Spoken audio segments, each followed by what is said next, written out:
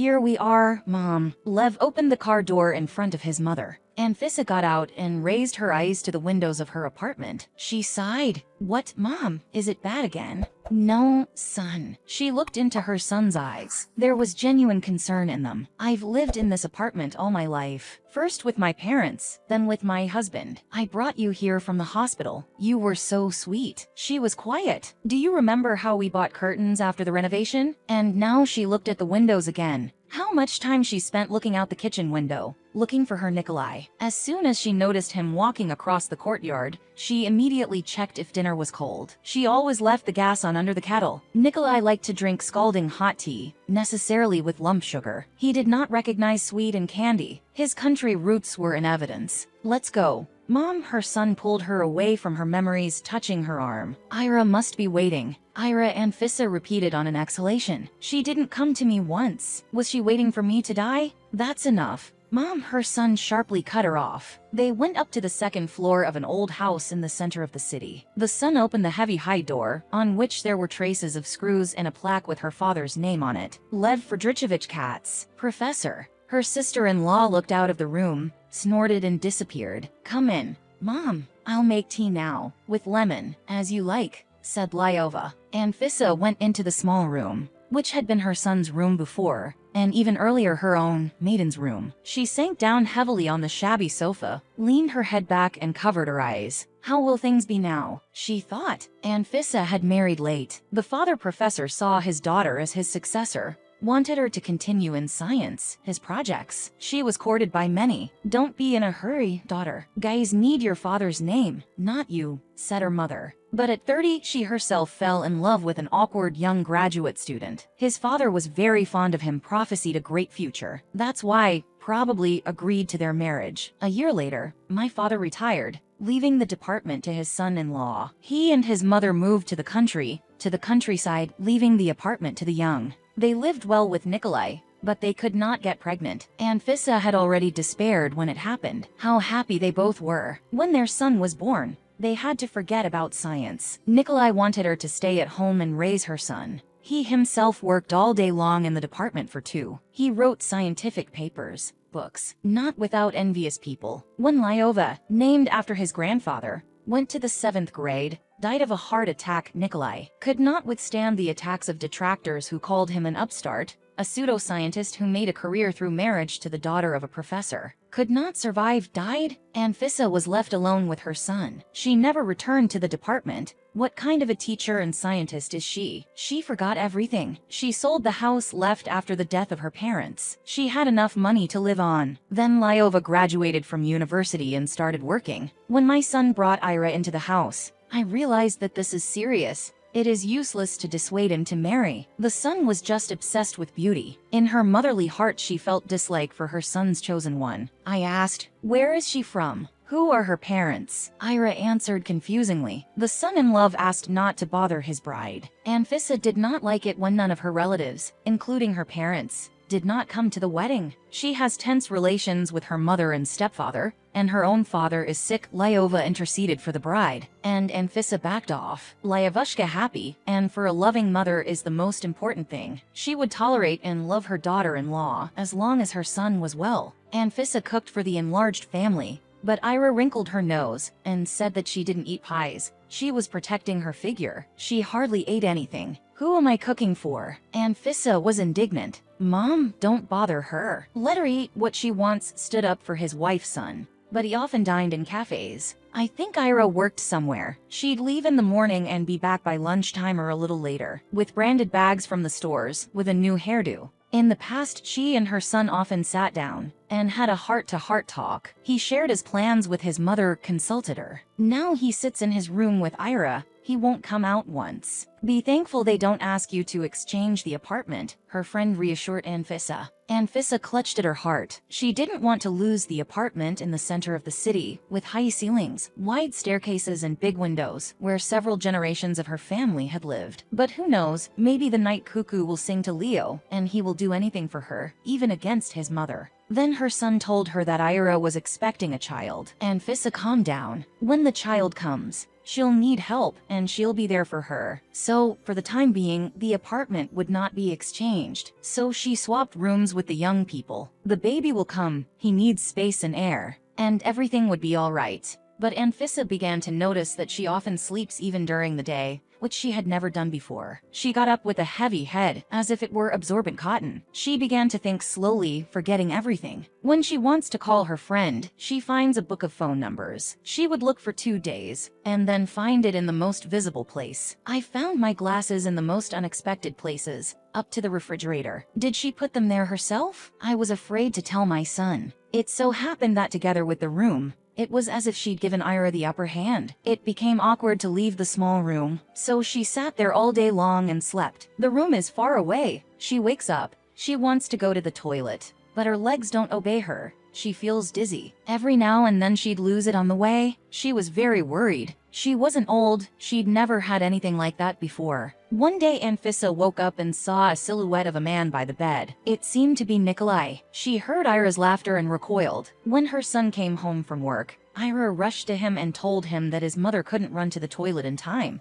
that she had been mistaken for Nikolai. She'd gotten very bad. Anfissa tried to explain everything to her son, but the language did not listen. Lyova did not understand anything and called an ambulance. In the hospital she was examined. No abnormalities were found. The next day she became almost the same. Uninhibited, coherently and intelligently spoke. The cause of her dizziness, nausea, weakness was not found. They kept her for a week and discharged her. Anfissa thought a lot in the hospital about what had happened to her. "Mom, I brought you tea," she heard and opened her eyes. Lev was standing there with a cup of tea and a plate of cookies. "Thank you, son," she smiled gratefully. She drank and after a while weakness enveloped her again, drawing her into slumber. Tired after the hospital, she thought. When she woke up, it was already dark outside the windows. The apartment was quiet. How long had she slept? She couldn't tell if it was morning or evening. She couldn't lift her heavy head from the pillow. Her stomach was on fire. She was so eager to go home from the hospital. But at home the sickness returned. Is it sickness? What's the matter with me? Anfissa wandered to the kitchen, looked in the refrigerator. She didn't feel like eating. It turns out she had only had breakfast at the hospital. Or had she eaten? Forgot. She warmed some milk and drank it with bread and salt, like in her childhood. The fire in her stomach subsided. She went back to her room and fell asleep again. In the morning she went to the bathroom. But on the way she looked into the kitchen. Ira was making tea. When she came out of the bathroom, she was already pouring it into cups. She invited Anfissa to have breakfast. "And you, Ira, don't you have to work today?" Anfissa asked. "I made an appointment at the women's clinic. I'll go now," she replied. When she got up from the table, Anfissa noticed her rounded belly through her robe for the first time. 5 months, she asked. "What?" Ira turned to her incomprehensibly. Anfissa burned herself and coughed, and then she couldn't get up from the chair. She wanted to call Ira, but she had already left. She barely reached her room and fell into a deep sleep until evening.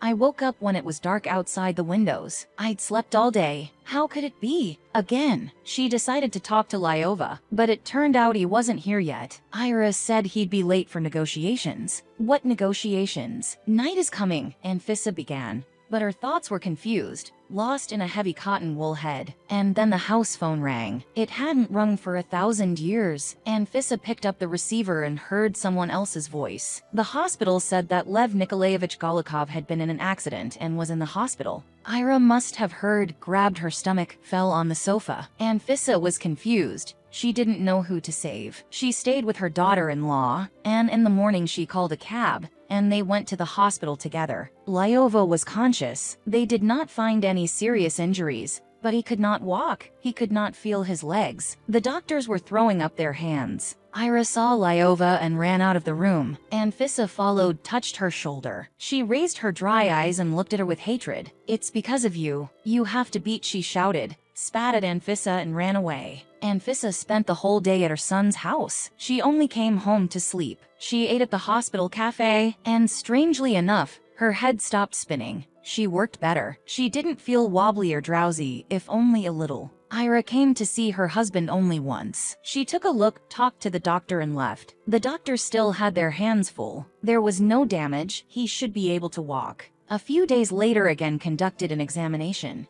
Again found no reason for Lyovushkinum condition. They decided that it was a reaction to some severe stress. Perhaps in a familiar environment, it is more likely to pass. The main thing is not to worry. Give it time. She will walk, the doctor said confidently. Anfissa rushed home to rejoice her daughter-in-law, to share her hope. But at home she was met by empty closets. Everything had been taken away, down to the smallest detail, as if she had never been here. Only on the bed was a strange little pillow, a little convex on one side. I realized her daughter-in-law had run away. She doesn't need an invalid husband. And how to tell Lyavushka? The news would kill him completely. The next day she consulted a doctor. He said that maybe it's for the best. The new stress will cancel the reaction to the old. Tomorrow you will be discharged. Son, Anfissa said, coming into her son's room. And what? In a wheelchair? You're healthy. The cause is in your head. You will walk, she said as confidently as possible. And Ira, she knows. Asked Lyova. She left, son.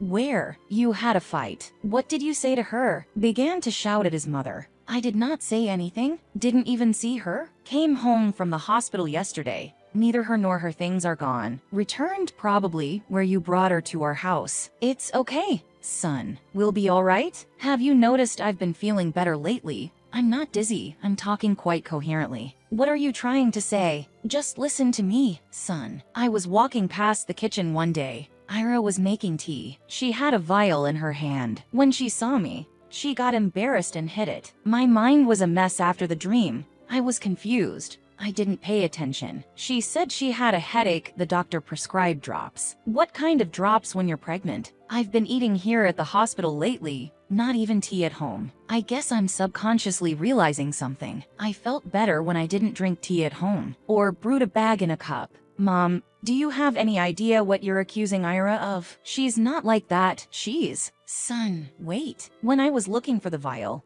I went into your room and I realized you didn't sleep together. The couch is disassembled. Ira said it's dangerous to sleep together because of the risk of miscarriage. That's what I'm gonna talk about. When she left, I found something on the bed. I mean, I never forgot a little thing. And I left this in a conspicuous place. I think deliberately, so that you understood everything and didn't look for her. Anfissa put a small pillow on his son's stomach. What is it? Lev squeamishly lifted it with 2 fingers. Irachka's pregnancy. I'm sorry, but your Ira is a liar. I think she was trying to drive me away. If I went out in that state, say, to the store, I could have been hit by a car. The next victim would have been you. She'd put powder in your coffee. You'd get behind the wheel in a half-asleep state. And you'd have an accident. The sudden realization made her shudder. Did you drink tea at home before the accident? Anfissa asked. Yes, that's why I felt bad while driving. If I had guessed right away, we could have done a blood test. Found out what she had drugged us with. It's too late now. When the doctor said you couldn't walk, she got scared. She doesn't want an invalid husband, so she ran away. Or maybe she realized I suspected something. Why? Lyavushka could not believe it.